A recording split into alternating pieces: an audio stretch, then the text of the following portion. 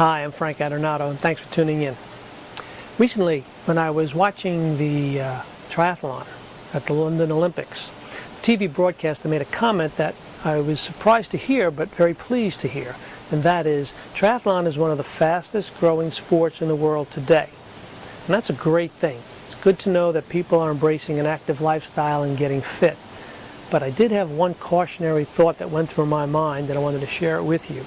And that is, I'm worried that some people who are interested in doing a first race look out there and they see all these other individuals doing triathlons, and they may have the mistaken impression that, well, if all these other people are doing this sport, it may not be as difficult as I thought it was, so maybe I don't have to train as hard as I thought I did in order to do that first race.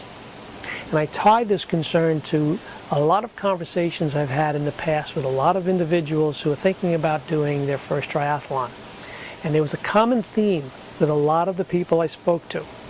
They knew they had to do a certain amount of training for the swim, the bike, and the run, but in general they tended to downplay how much training they needed for the swim.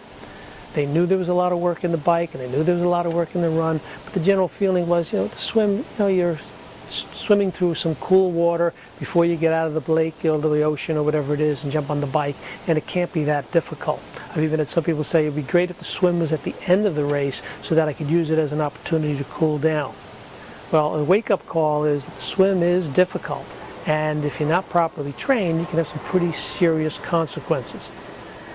Recent news articles about several fatalities in some triathlons around the United States should be an eye-opener to a lot of people about the amount of work you need to do to prepare yourself properly for the swim, the bike, and the run. So when you're thinking about putting together a training plan, make sure you do the right amount of work, the right volume and intensity of training to prepare your body so that when you toe the line on race morning, you know in your head, you're confident that you've done the right amount of work and you're going to have a successful race, a fun race, and a safe race. Those are my thoughts. If you have any questions or comments, give me a call or send me an email. I'd love to hear from you. And meanwhile, you take care and you train smart.